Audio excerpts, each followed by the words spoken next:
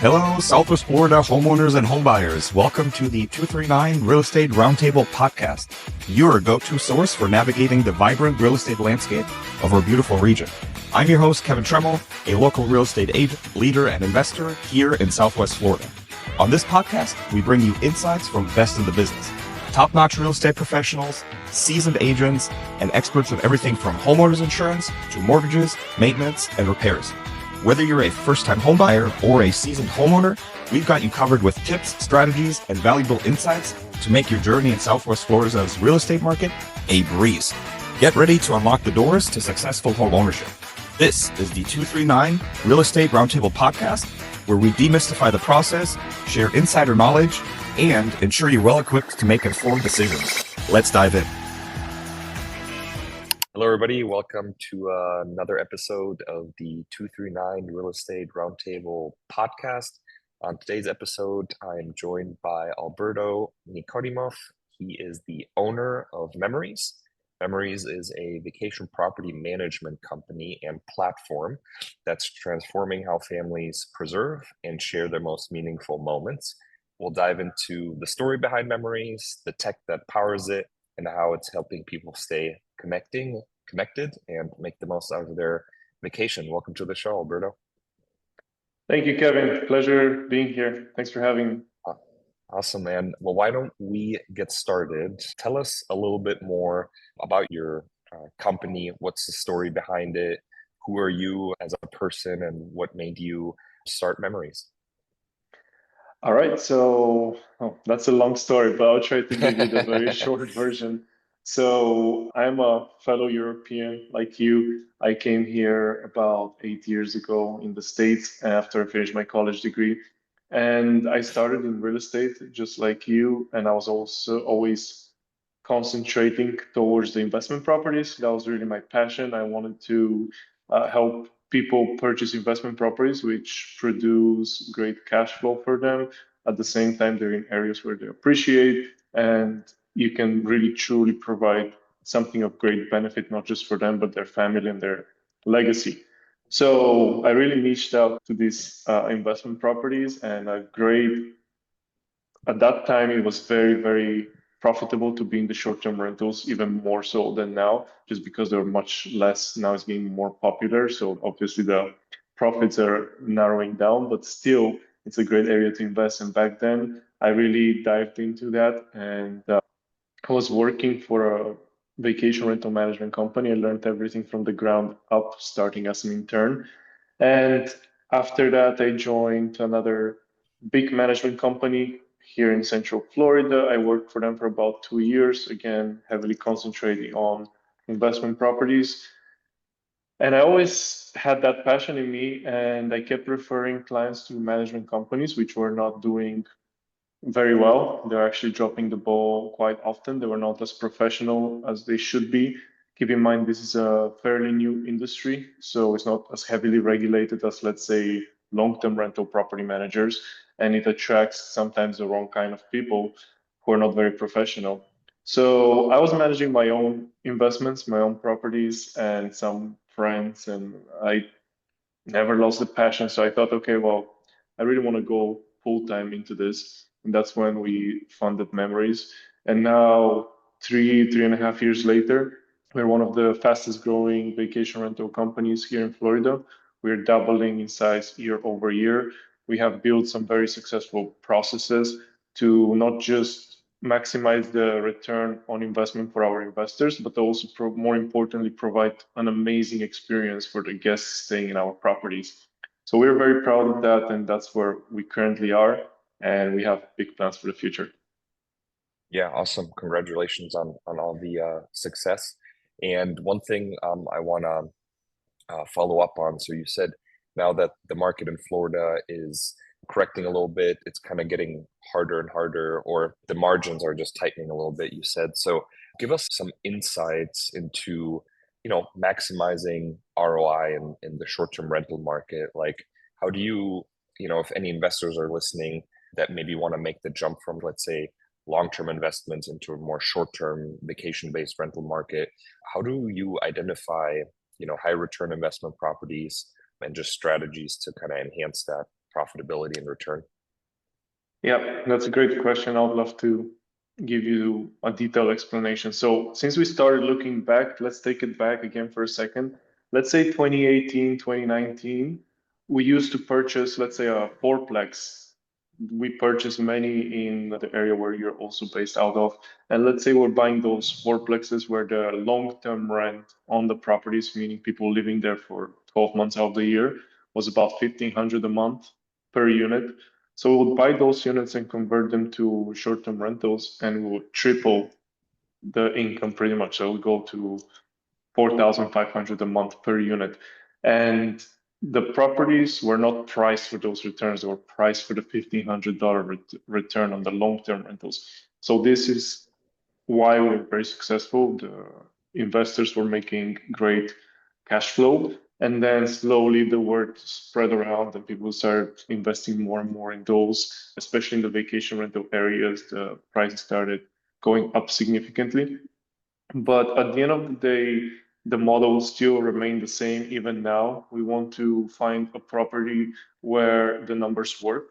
If they don't work immediately, we want to bring in value. So either update, renovate the property, buy it, let's say distressed, update it, renovate it, and then start renting it out. So you immediately force the appreciation and at the same time you increase the returns. That's one model that we've done many times, time over time. Another option is to just buy something that's already working. Let's say your investor doesn't really want to deal with renovations and upgrades and time off the market. Just buy something that's already working and the numbers make sense on the price that you're purchasing. And then it really comes down to being partnered with a very successful management company. If your management company is good in what they do, they can maintain and improve those returns and the performance of your property. On the other hand, if you do everything right, you buy in the right location for the right price and you do the right things, the right renovation, and the home looks amazing, if the management company is running it poorly, it's going to run your investment down to the ground. So the key point is find someone you can trust because your property manager is really more of a partner than just a vendor that you hire. Right. So you're saying like you can have the best property and the best location. If you have a not so great property manager, at the end of the day, there's gonna be problems and depreciation and not the maximum ROI that can be achieved. Exactly, and that's the crazy part here because in this industry that we are in, because let's say you have two identical houses right next to the other, and same finishes, same furnishing, same amenities, same location, absolutely everything is the same. Just the only difference is the property manager.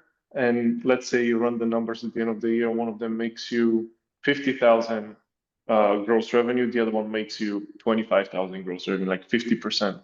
And the difference really is shown in how good are they in maintaining the condition of the property, how good they are in booking the property, how good they are in providing a great communication to the guests and great experience, because the expectations of our industry now have raised since we're becoming more and more professional. So you need to have 24/7 support. You need to be able to send someone there immediately if something goes wrong. So all those small things make a huge difference at the end of the day, especially if you're an investor. Okay, yeah, makes sense. And then one thing which I'm sure is kind of part of the strategy to maximize ROI. Let's talk a little bit about dynamic pricing. Just the implementation of the dynamic pricing models, and how do you adapt to market shifts, which we're in the middle of right now in Florida. I mean, you're turning on the news and I'm sure it doesn't just affect the residential real estate sales side, it also affects your industry. So how do you kind of adapt to market shifts to just remain that competitive edge that you just spoke about? Right, well, that's a great point. The key here is being adaptive. You really need to know what's going on in the market, in the industry, in the specific area where you're located and your properties are located, and need to be very quick in doing those adaptations and those shifts.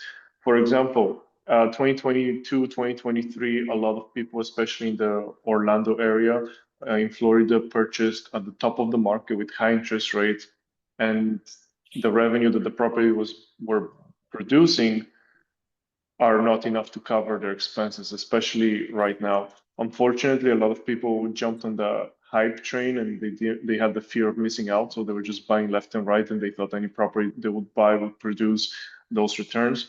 So what that ended up doing is all of these people now were not competing on the experience that they're providing to the guests, they were competing on price. So a lot of people started dropping down their price. So right now, Orlando is one of the most competitive markets with all year around tourism, but you can get some of the cheapest houses here. For example, five-bedroom house, there's some times of the year where you can book it for $120 a night for a five-bedroom house, Wow. which is Wow. crazy. Yeah. Yeah. For example, go to Naples, you can't even find a motel room for $120 a night. Yeah. So it's very different. So a good property manager, and going back to your original question, dynamic pricing, will know exactly what's happening in those areas. They will know what their core competitors are and how much they're charging, what experience they're providing, and they'll move the prices up and down, not just automatically with the system, but also by manually monitoring the market. And the seasonality is also another thing you really need to Yeah. adapt to. For example, let's take Florida. Every different city has different markets. Miami is kind of all year round, except a couple of months, and they're very good in how they place different events to boost the low months of the year. Orlando is very good, except September and October, though that's really the low season. Let's say Fort Myers, Naples, Bonita Springs, that's very different. The winter season is super strong. So for 5, 6 months, you Yeah. make pretty much 75% of your revenue for the year. And the rest of the year, some people don't even rent because it's not really worth it, or just because the prices are so much lower and there's not really much demand. So as a property manager, you need to have a strategy of how we're going to maximize the revenue and then execute on that strategy. So for example, low season, what we do with dynamic pricing, low season is when the demand is lower than the supply of properties on the market. So what we do in that case is we try to book in advance for when we drop the prices before our competitors drop their prices, and we place those guests for a longer period of time in our home so they don't remain vacant. Where our competitors, for example, wait until the very last minute and 2, 3 weeks before the low season starts, they all drop their prices significantly. But at that point, there's not really that much demand and everything is cheap. So you don't book, or if you book for a very low price. Right. On the other hand, in high season, for example, there's more demand than there's supply. So you book no matter what you do. So you don't want Right. to be very low on the price and book 5, 6 months in advance. You actually want to keep the price very high until the very last minute, because data constantly shows that you make the most money when you book 2 to 3 weeks before the check-in day, right before the guests arrive. Last minute bookings tend to pay more. So you want to keep your availability open in high season until the last moment, because let's say if you were to book 3 months before, you booked for $300 a night. Now you kept it until the very last minute, and you're one of the very few properties available on the market. You might book for double that price just because you kept your availability. So a good property manager really takes advantage of those things. And in order to do that, you need to know the market very well. Yeah, interesting. That's something that kind of surprised that you say that, or like just the the aspect that last minute bookings tend to pay more. I mean, I guess it makes sense when you explain it, but I thought that, you would want to have everything booked as far out in advance just for like safety and security and stability. But it sounds like, as far as That's like the just German in from you. that is the German in me. But I guess from like a maximizing ROI standpoint, I guess it makes sense what you're saying. But yeah, the German in me just would want this booked 2, 3 months in advance. But Right. I'd also be curious to know, obviously there's the things with reviews, right? In 2025, the time that we live in now. But I would also like to know, as far as like recurring guests, right? Like how important is guest experience? Obviously, I know it's very important, and reviews, and because if you have bad reviews, no one's going to book your apartment or your property no matter what. But from a recurring booking standpoint, like how important is guest satisfaction, and what kind of operational best practices are there that kind of lead to great reviews and repeat bookings? Yeah, that's another great question. So once you get the homes booked, it's really up to you to provide a great experience. So first of all, the clients are happy. And most importantly, you have a huge responsibility because some of these people are saving the whole year to go on a 1 week vacation. And it's a huge disappointment if they arrive to the house and let's say it's dirty or it's not what they expected, or it smells bad, or it's moldy, or whatever the case might be, just giving a bad experience. So we as property managers have a great responsibility on our shoulders. And we see that on day-to-day basis because a lot of people are arriving with their families, especially let's say in Disney in Orlando, and the kids are talking for that vacation for months before arriving. And the worst thing you could do is provide them a bad property. So we're very thorough in our inspections. We inspect our properties before every single check-in and make sure they're in perfect condition. We do something very similar to what agents do in open houses. So we stage the homes for the arrival of the guests. So we open the windows, make sure it's natural light coming in. We lift the blinds. We make sure the lights are turned on in the home. So when they walk in, they have the little wow factor rather than walk into a dark room when they don't know what they're doing. They feel like they're not supposed to be there. So we do that. We make sure that everything is sparkling clean. The cleaning is by far the most important thing. No matter how nice your home is, if it's dirty, people are going to complain. So the number one thing is cleanliness. That's the number one cause for bad reviews. So we're very thorough with how we train our cleaners. And again, we have inspections after them to make sure that if they miss something, because keep in mind, check-in is at 4 p.m., check-out is at 10 a.m. the same day. So they only have like 5-6 hours to turn a 4-5-6 bedroom home. And it's normal for them to miss something every now and then. So this is why it's good to have a second pair of eyes. And then communication, it's another great thing.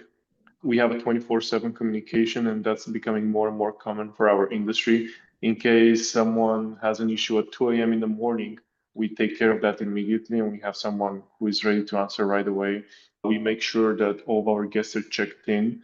But if we haven't heard from them, we check on them and say, hey, everything good? Did you guys check in? How do you like the home? And we proactively ask them if there is anything that we can do to improve the experience. So for example, let's say they check in and they see that there is the pool, let's say, is not heated. Maybe it was not turned on time. Maybe there's some issue with the system. We proactively ask them if there's any issues, and then we send someone to resolve them right away. So we're in the customer service business.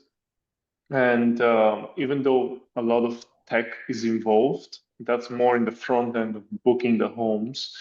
After that is really the human touch and great customer service, which guarantees a 5-star experience. This is why we're so highly rated. Our guests are having great experiences. We're super hosts on our profiles on Airbnb, and people keep coming back to us because even if the home is not so nice, but they're having great experience and the family loves it and everything is comfortable, they'll keep coming back.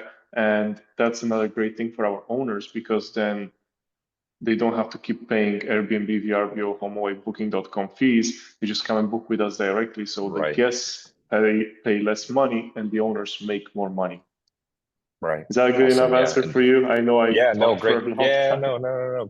Great answer. And one thing I want to touch on, I think, and this might be the German and the control freak German in me again, but I think a lot of, barriers to entry, if you will, for a lot of investors, or let's say someone's listening to this that wants to get into this. Maybe they own, 5 long-term properties and they've heard about the great returns of short-term and, they want to kind of get into more of the short-term. I think a big barrier to entry is trust, right, with your property manager. And trust, but then also being, let's say, 200, 300, or 2,000 miles away, right? If someone in California and they buy a short-term rental property in Orlando, maybe they want to use it for a month out of the year themselves, and the rest of the month they use your services. How do you build trust with absentee property owners, while you manage their homes? That's another great question. So the funny part is you're talking about out-of-state owners. We have people from all over the world in our portfolio. We have people from Europe, we have people from Asia, we have people from South America. We have people who are 12-hour time difference. So you really need to have someone you can trust, and it needs to be a partnership. The most important thing when you start this process is to build a good team around you. It's not just your property manager. You need to find an agent who is experienced and hopefully specializes in vacation rental homes, who is honest and will not inflate the numbers in order to make a sale. It will give you realistic Mhm. numbers and look for a long-term relationship with you. So this way, when he sells you the first one, it works well. You can buy second, third, fourth. And we have many great examples of people doing that in our portfolio. So once you find your agent, you find your property manager, that those two are usually the main ones, and then they come with a team surrounding them, contractors, inspectors, and so on and so on, everything that you need. Accountants to open, let's say, your LLC if you're living outside of the Mhm. States and you don't know how to operate, the best way is usually to open an incorporation or an LLC. So your agent or property manager can help you connect to accountants who can do that for you, open bank accounts and all of that. And then the process of selection of the property, you really need to be very thorough in your numbers. And it's great if your agent or property manager has a track record where they have a product for you. It's like, okay, I've sold 3 condos in this community. They all make this much money. So pretty Mhm. much not guaranteed, but pretty much you have a very good understanding of exactly how much you'll be making. This gives the investors more comfort. And then after that is execution. But if you really do your research as an investor and you vet your real estate agent, you vet your property managers, you look into their properties and their portfolios, you see how much money they're renting it for, you see how the reviews are. Everything is so transparent nowadays that you can have a Yeah. pretty good idea of what's going to happen. And Yeah. then there's a ways as an owner to protect yourself.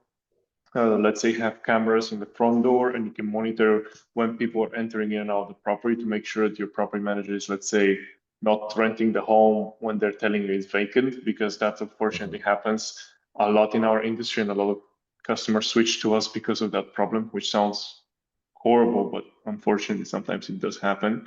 For example, we have a very transparent owners portal where they can see exactly who books their home, how long for, how much money they're paying, how much money we're getting, how much money they're receiving. Everything is super transparent. So the short version of your answer is build yourself a great team and do your due diligence and shoot for transparency. Make sure that whoever you're working with is very transparent and you will do well, especially if you're already a seasoned investor in the long-term rentals and you have some good experience. This is a slight diversion and it's a great entryway for you. Start with a smaller property if it works well, put some more money into it or reinvest, do a 1031 exchange. There's so many great ways, but at the end of the day, the key is great partnerships. Yeah. Awesome. And last but not least, if someone, you know, wants to get into the space, into vacation rental investing, what are kind of like some of the biggest mistakes that you see people make that first get into this, and how can they be avoided? Yeah, there's a lot of things you can do wrong. It's a long list. That's why, How long? again, How much time do you have? I guess would be your exactly. counter question. Is this a 3 hour podcast? Or no, I'm joking, but there's a lot of things that you can go wrong. So you're really preventing those mistakes by again building true partnerships. But if I had to highlight one mistake, and the most costly mistake would be being bad with your numbers, meaning not running the numbers properly or inflating the numbers and expecting more than the property can actually deliver, because at the end of the day, this is a demand and supply business. If the demand is not there, no matter how nice your home is, how much money you pour into renovating and making it super nicely decorated and going crazy with it, it doesn't matter how fancy it is, it will not bring the money if it's not in the correct area. So Right. before falling in love with investment, you need to really run the numbers and know that this is number one, an investment for you. Make sure that you have clear goals of how much you want this property to deliver and develop the property to the point where it's just enough to do that without overspending. Um, you really need to be good with your Right. numbers. If you're not good with your Numbers. Yeah. numbers, this is not a great business for you. We had some nightmare examples, especially remember I mentioned 2023, 2022, 2023. People thought no matter where they buy, they can go wrong with short-term rentals. and they bought those, let's say, $1 million homes, and they put another $300,000-$400,000, not really in upgrading them in terms of renovations. It was more of decorations and finishes upgrades. That doesn't really improve the appreciation of the property, just makes it prettier. And then they were in for 1.4 million, let's say, and the property was not bringing anywhere near what they were expecting, because that's what just the market is. And then the neighbor next door who bought 2 years earlier for 700,000 is killing it with the same property, even much worse looking one. So you really need to be good with your numbers. That's the key. Yeah. Sounds like same situation where, in general real estate, where, you explain to a seller why, the level 6 granite that they spent an extra $8,000 on doesn't necessarily give them another $8,000 or $12,000 in value, or $8,000 or anything. Same with fresh coat of paint, right? Well, I just spent $8,000 repainting my house. I mean, you're just getting it market ready. Like a buyer is not always gonna be like, oh yeah, I'll pay an extra $10,000 for this paint job, right? So it sounds like kind of very similar. You have to like see what actually gives you an ROI on your investment. So, but yeah, Alberto, at the end of the day, go ahead. Just to finish, at the end of the day, short-term rentals are real estate. So you need to concentrate on the basics: location, good property, which is sound structurally, and all the big ticket items are taken care of. And then it just needs to be suitable for vacation rentals as well. That's really the key. Right. Well, thanks for giving us an insight into the short-term rental market in Florida. I really enjoyed our conversation, learned a ton. We will obviously link all of your websites and your socials down below in the description. But if somebody wants to learn more about short-term vacation rentals all over Florida, where is a good place to start to get in touch with you? Right. Well, our website is the best way to reach out. Just go on trymemories.com, trymemories.com. You can reach out to someone. You can check how good our customer service is, since we have a 24/7 support. So that will be your number one step, and then we'll be happy to assist you and give you more information about what we do, how we do it. And again, thank you for having me on this podcast. It was a true pleasure talking to you. I hope I brought some useful insights for your listeners and was beneficial for them and for yourself. Yeah, it definitely was, and pleasure is all mine. And you enjoy the rest of your day, Alberto. Thank you, Kevin. Appreciate you. Thanks. And that wraps up another insightful episode of the 239 Real Estate Roundtable Podcast. I hope you enjoyed our discussions and gained valuable knowledge to enhance your home ownership journey here in Southwest Florida. A big thank you to our incredible guests, and of course to you, our listeners, for joining us. If you have any questions or topics you'd like us to cover, or if you'd like to connect, feel free to reach out. You can find us on Instagram at Kevin Tremmel _real estate, on Facebook at Kevin Tremmel Real Estate, or visit our website, kevintremmel.com. Don't forget to subscribe so you never miss an episode. Your feedback is crucial, and we're always eager to hear from you. Until next time, this is Kevin Tremmel, your host, signing off. See you on the next episode.